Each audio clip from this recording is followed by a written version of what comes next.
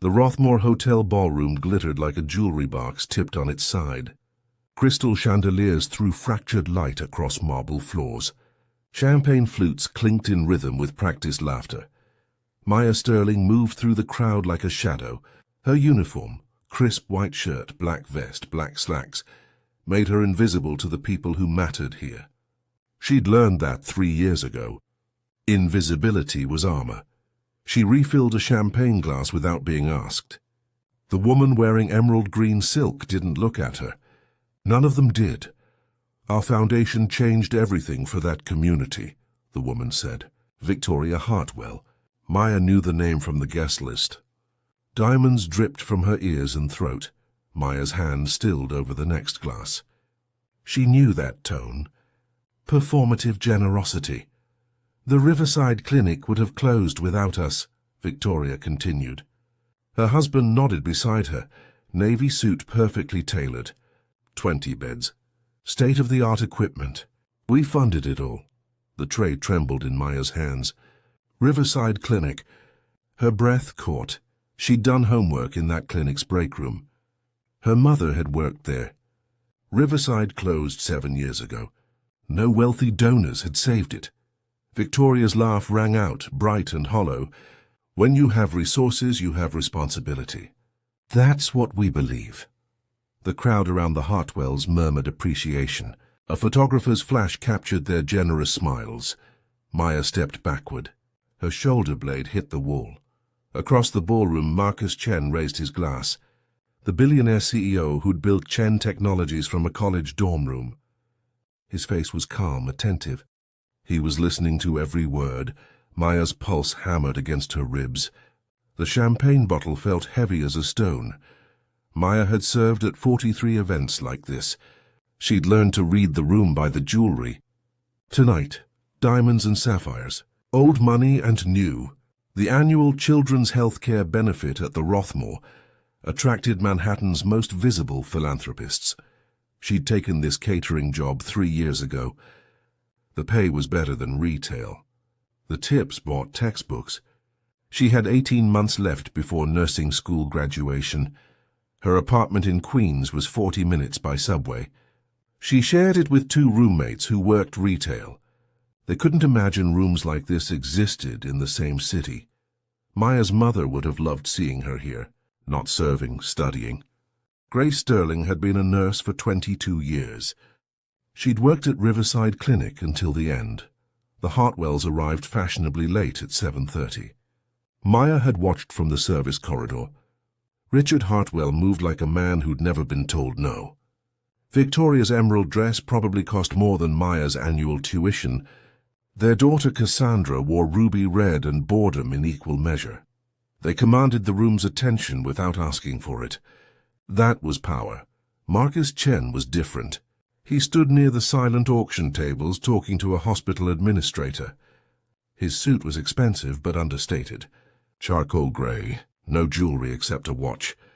He'd made Forbes's 40 under 40 3 years running. Maya knew his reputation. He'd walked away from a pharmaceutical merger when he discovered accounting fraud. Cost him $200 million. He valued truth over profit, or that's what the articles said. The ballroom hummed with conversation. Waitstaff circulated with hors d'oeuvres. Maya balanced her tray and moved through the crowd. She'd learned to anticipate needs before guests spoke. That was the job, but tonight felt different. Tonight the Hartwells were guests of honor. Their foundation was being recognized for healthcare contributions. Maya had seen the program. She refilled wine glasses near the bar, listened to fragments of conversation. Market trends. Vacation homes. Charity as social currency. Her mother used to say rich people collected causes like trading cards. The cynicism had surprised teenage Maya. Now she understood. Victoria Hartwell's voice cut through the ambient noise. Maya's head turned automatically. We believe in giving back to communities others forget, Victoria said.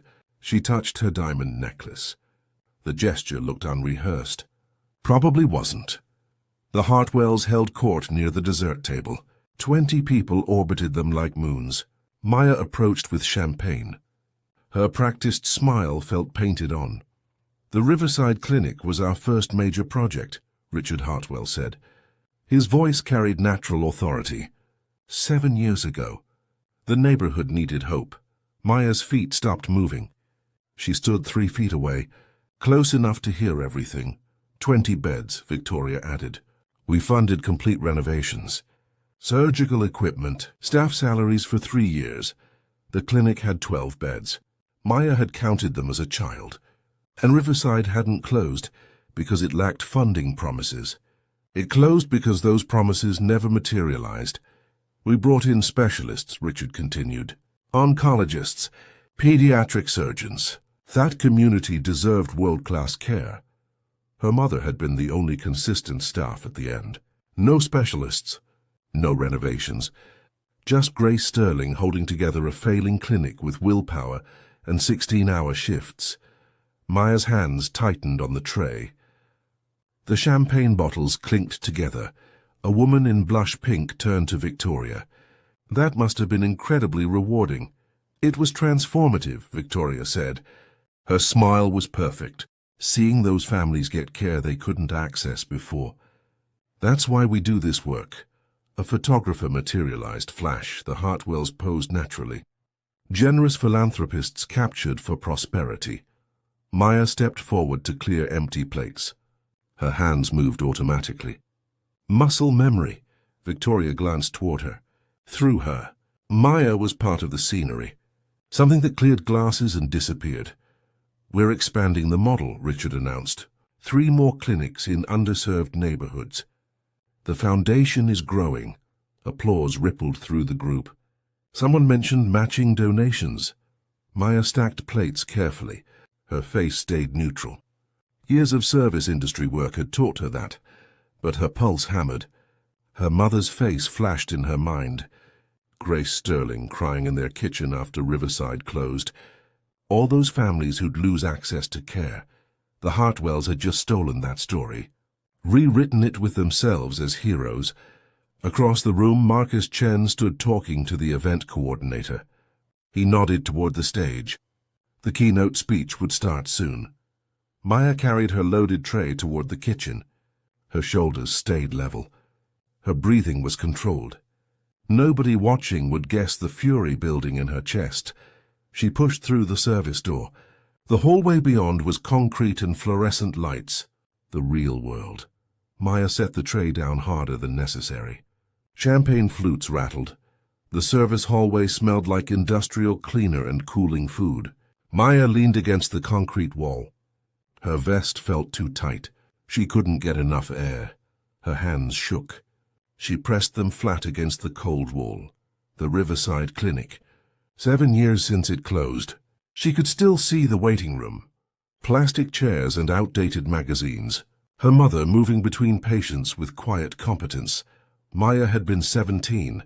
She'd watched her mother come home exhausted every night. Watched her make calls begging for funding. Watched her shoulders slump when another promised donor disappeared. The clinic closed on a Tuesday in March. Gray sky. Cold rain.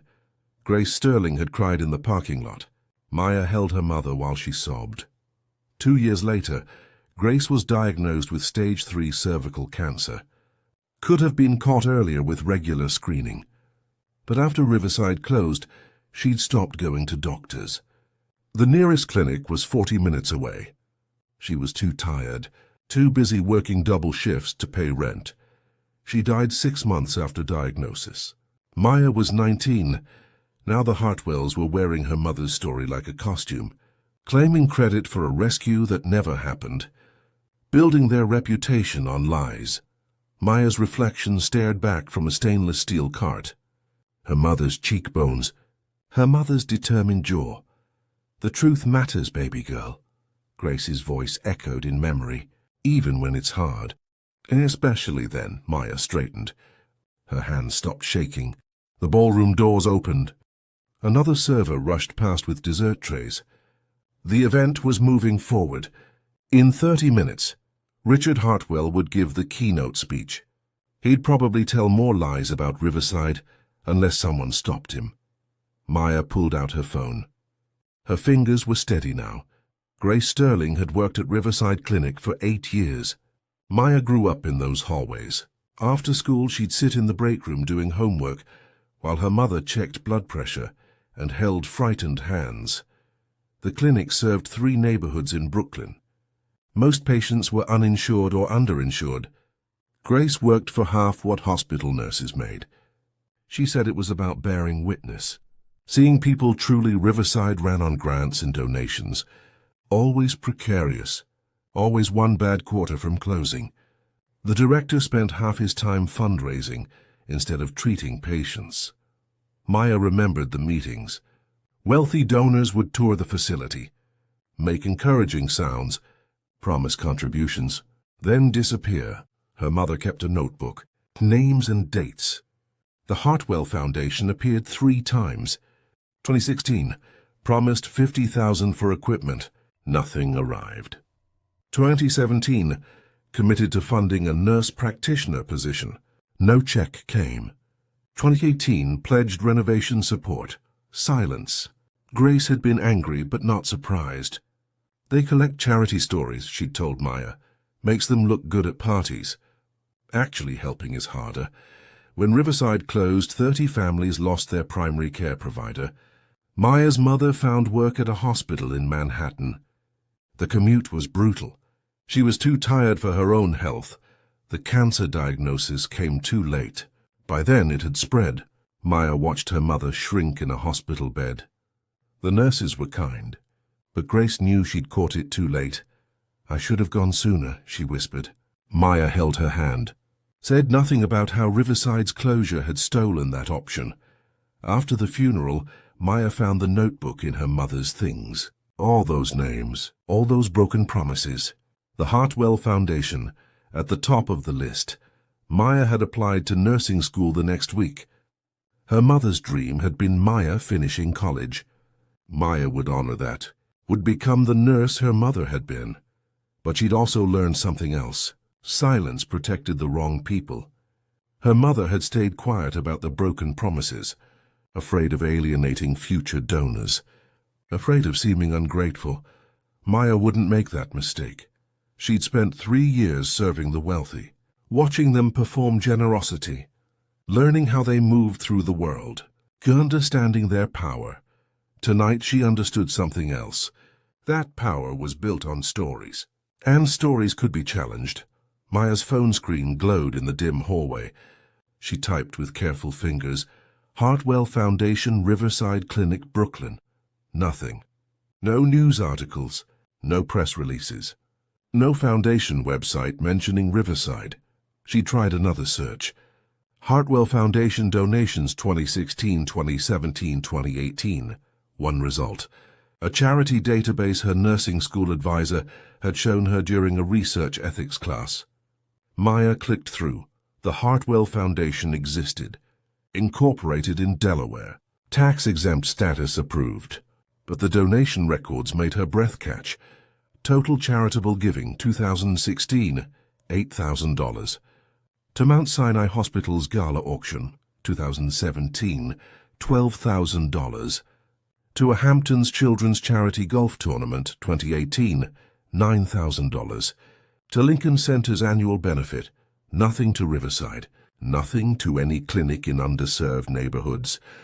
Every donation went to institutions where wealthy people gathered, where being generous was good networking. Maya screenshot the records. Her hands were steady now. The fury had crystallized into something clearer. Purpose. She searched for Marcus Chen next. Found dozens of articles. The pharmaceutical merger he'd walked away from. The fraud he'd exposed. Chen Technologies had lost $200 million. Marcus had said truth mattered more than profit. Easy to say when you were a billionaire. But the article suggested he meant it. Maya closed the search. Pocketed her phone. The ballroom was 20 feet away through those doors. Marcus Chen was in there. So were the Hartwells, preparing to accept recognition for work they'd never done. Her mother's voice echoed. The truth matters. Maya was a waitress. Marcus Chen was a billionaire.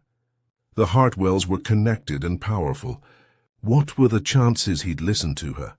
But she'd spent 3 years being invisible in these rooms, learning how they worked. Tonight, invisibility could be an advantage. She could get close, could speak truth before anyone thought to stop her. Maya straightened her vest, smoothed her hair. Her reflection in the steel cart looked calm, determined. She'd watched her mother fight for Riverside until it broke her heart, had held her hand while cancer stole her voice. Grace Sterling had stayed silent about the broken promises. Afraid silence was strategic. Maya understood now. Sometimes silence was just surrender. She pushed through the service door. The ballroom's warmth and noise washed over her. Crystal chandeliers, champagne, beautiful lies. Maya moved through the crowd toward Marcus Chen. Maya crossed the ballroom with her empty tray. Marcus Chen stood near the silent auction tables, examining a framed photograph. Alone for the moment, her heart hammered but her feet kept moving. She'd rehearsed this in the hallway. 60 seconds. That's all she needed. "Excuse me, sir." Her voice came out steadier than she felt. Marcus turned. His expression was polite but distant. The look wealthy people gave service staff, present but not really there. "I serve here tonight," Maya continued quickly, "but I need 60 seconds of your time." Something in her tone made him pause. His eyes focused. "Actually saw her. The Hartwells are lying about the Riverside clinic," Maya said. Words tumbled out fast. "They claim they funded it, saved it. They didn't. It closed 7 years ago. I have proof." Marcus's face didn't change. Professional courtesy remained fixed in place. "That's a serious accusation. The Hartwells are tonight's guests of honor. I know." Maya's hands tightened on the tray. "That's why I'm telling you. You walked away from the pharmaceutical deal when you found fraud. Everyone knows that story." A flicker of something crossed his face. Surprise, maybe. That a waitress knew his history. Victoria Hartwell glided past 10 feet away. Emerald silk caught the light. Diamonds flashed at her throat. She was laughing at something. Didn't glance toward Maya and Marcus. Marcus watched Victoria pass. His jaw tightened slightly. "These are respected philanthropists. You understand what you're suggesting?" "I have tax records," Maya said. Screenshots. Their foundation gave nothing to Riverside, nothing to any underserved clinic, just token donations to hospital galas. His assistant appeared at his elbow. "Young man in a dark suit," he whispered urgently. Marcus nodded once.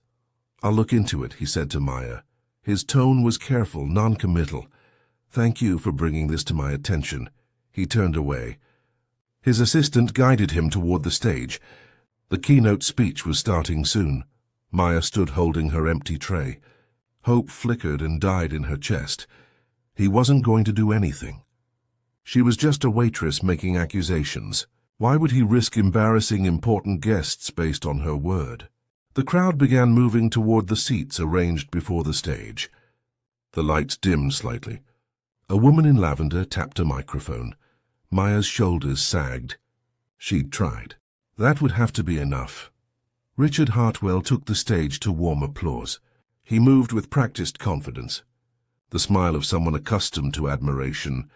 "Thank you all for being here tonight," he began. His voice filled the room easily. "Healthcare is a human right, but for too many families it's out of reach." Maya stood near the kitchen doors. Her tray hung forgotten at her side. She should return to work, clear tables, stay invisible. But her feet wouldn't move. 7 years ago my family encountered one such community, Richard continued. The Riverside Clinic in Brooklyn was failing. Families were losing access to care. Maya's vision blurred. She gripped the tray until her knuckles went white. "We couldn't stand by," Richard said. Emotion threaded through his voice. Practiced emotion. So the Hartwell Foundation stepped in. We renovated 20 beds, brought in specialists, funded staff salaries. Guests leaned forward in their seats. Several women dabbed their eyes with napkins. That clinic is thriving today because we believed every family deserves quality health care. Richard's voice strengthened. And we're not stopping there. Victoria beamed from the front row. Cassandra filmed on her phone. Probably for Instagram, capturing her father's generosity for social media. Tonight, I'm proud to announce the Hartwell Foundation is expanding, Richard declared. 3 more clinics in underserved neighborhoods. More families receiving care. More lives changed. The applause was thunderous. People rose to their feet. A standing ovation. Maya's knees weakened. She reached out to steady herself against the wall. 3 more clinics. 3 more lies. 3 more communities who'd be promised everything and given nothing. Her mother's face flashed in her mind. Grace Sterling in that hospital bed, whispering that she should have caught it sooner. Maya turned toward the exit. She couldn't watch this anymore. Couldn't stand here while lies built on lies received celebration. Behind her, through the applause, she heard a phone buzz. Saw Marcus Chen pull his device from his pocket. His face illuminated in the screen's glow. He was looking at something. His expression changed. The professional courtesy vanished. His jaw set hard. Maya pushed through the service door. The hallway's fluorescent lights felt too bright. She leaned against the concrete wall and closed her eyes. She'd tried. She'd spoken truth. It hadn't mattered. It never did. Maya sat on a plastic crate in the service hallway. The sounds of applause filtered through the door. Muffled celebration of beautiful lies. Her phone showed 3 missed texts from her roommate, asking when she'd be home. Maya didn't answer. The concrete wall was cold against her back. She'd taken off her vest. Her white shirt felt damp with sweat. She'd been stupid to think speaking up would matter. Marcus Chen was probably back to networking now. The Hartwells were accepting congratulations, and Maya was sitting in a hallway trying not to cry. Her mother had warned her about this, not directly, but through stories about fighting systems too big to move. Grace had spent years advocating for Riverside, writing letters, making calls, attending community meetings. Nothing had changed. The funding never came. The clinic still closed. Pick your battles, baby girl, her mother had said once. Near the end. Her voice already thin from the cancer. Some fights you can't win. But she'd also said truth mattered. Those 2 pieces of advice contradicted each other. Maya had never asked which one her mother really meant. The hallway was empty, except for stacked chairs and folded tables. The event would end in 90 minutes. Maya would help clean, collect her pay, go home to Queens. Tomorrow she had a pharmacology exam. Life would continue. The Hartwells would continue. Lies would continue. Her phone buzzed. A notification from the catering company. Reminder to clock out properly at shift's end. Maya stared at the screen. Her mother's photo was her wallpaper. Grace in her nursing scrubs, smiling despite exhaustion, despite broken promises, despite a system that failed the people she served. She'd kept fighting even when she knew she'd lose. That was the lesson, not that battles were winnable.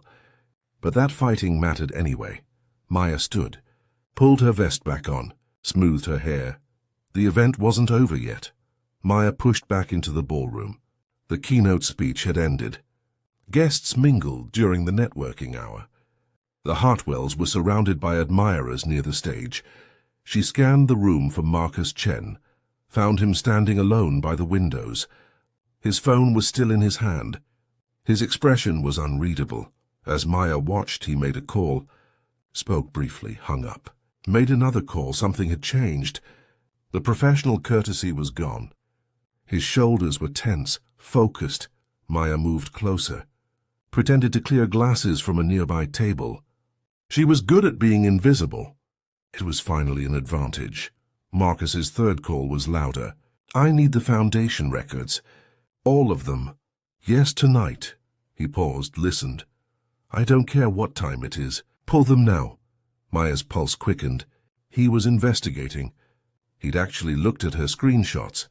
A woman in dusty rose approached Marcus. That speech was moving, wasn't it? The Hartwells are remarkable. Excuse me, Marcus said shortly. He walked toward the hallway without explanation. The woman looked offended. Maya set down her tray, followed at a distance. The hallway outside the ballroom was quieter. Marcus stood near a pillar making another call. Maya hung back, listened. "Cross-reference every donation claim with tax records," he said. "If there are discrepancies, I want documentation. Email it to me in 20 minutes, he hung up. Stood still for a moment. Then he turned. Saw Maya standing there, their eyes met. Something passed between them. Understanding, maybe. "The waitress with proof," he said. "Not unkind." "What's your name?" "Maya Sterling." Her voice didn't shake. "My mother was Grace Sterling.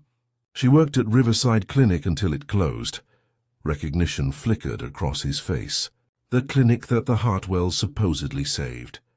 The clinic that closed because donors like them made promises they never kept, Maya corrected. "My mother kept records. The Hartwell Foundation pledged funding 3 times, never delivered. Not once." Marcus studied her, really looked at her. "Not through her. At her. You came to me because of the pharmaceutical merger," he said. "It wasn't a question. You walked away from $200 million because of fraud," Maya said. "That meant something. To people like my mother, to people like me." His jaw tightened. "That choice nearly bankrupted my company. Cost a lot of people their jobs. But it was the truth."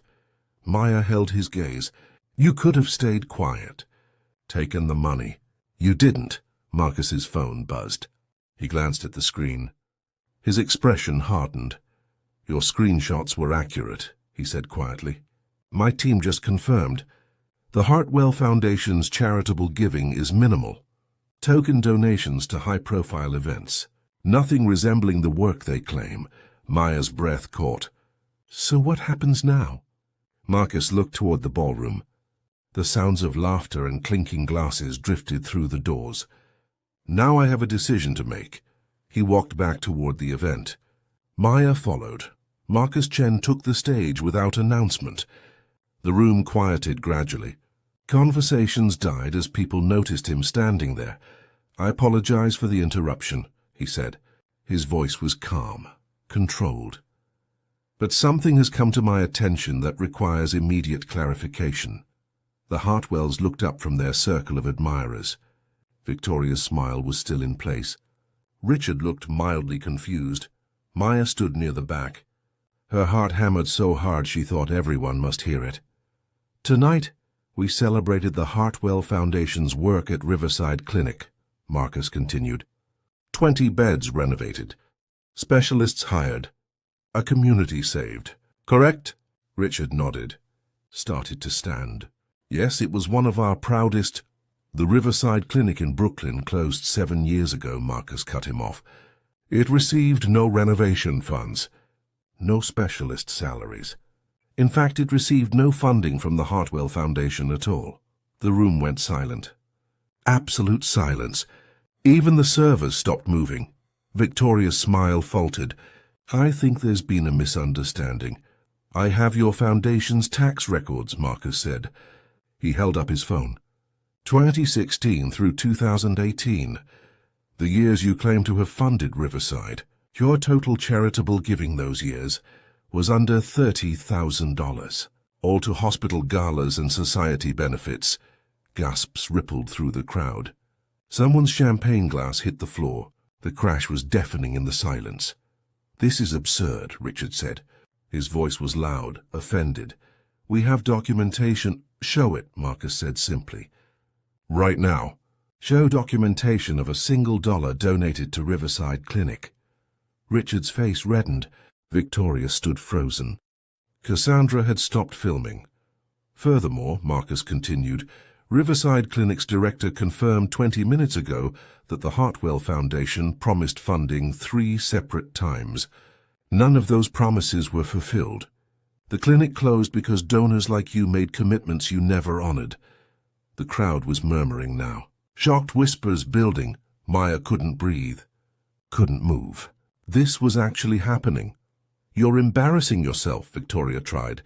Her voice was sharp, defensive. "Based on what? A clerical error?" "This is based on a witness," Marcus said. His eyes found Maya across the room. Someone who was there, whose mother worked at Riverside until it closed, who watched families lose access to care because your promises were empty. Every head in the room turned toward Maya. She felt 300 pairs of eyes land on her. The invisible waitress suddenly visible, exposed. Her legs trembled. "But she didn't look away, is this true?" someone called out. A woman in gold. Maya recognized her. Hospital board member. Maya's voice came out stronger than she expected. "Yes, my mother was Grace Sterling, a nurse at Riverside. The Hartwell Foundation made 3 funding commitments. None were honored.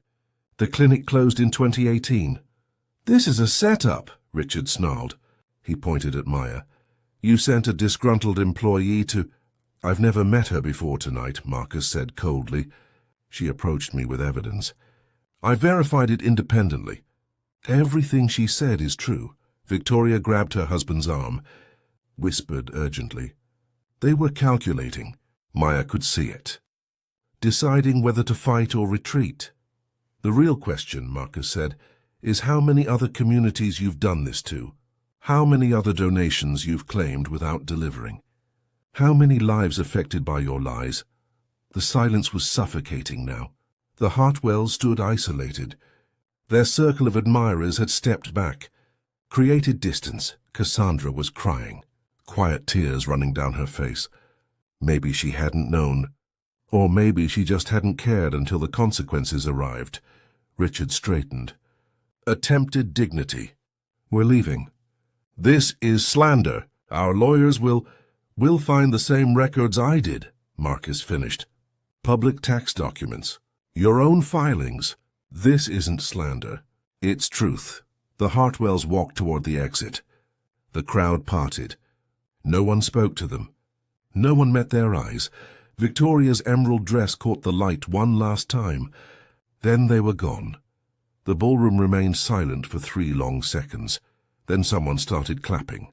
Slow at first. Then others joined, building to applause. But not for the Hartwells this time. The crowd was looking at Maya. Maya stood near the service doors, trembling. The applause felt surreal. Wrong somehow. She hadn't done this for recognition. Marcus Chen crossed the room toward her. The crowd parted for him the way it had for the Hartwells. But different now. Respect instead of fear. "You okay?" he asked quietly. Maya nodded. Didn't trust her voice yet. "That took courage," Marcus said. "Speaking up. Knowing you might not be believed." "My mother taught me," Maya managed. "She said truth matters. Even when it's hard." "Grace Sterling." Marcus said the name carefully. "Tell me about her." So Maya did. Standing there in her server's uniform, while the gala dissolved around them, she told him about her mother's 22 years as a nurse. About Riverside Clinic and the families it served.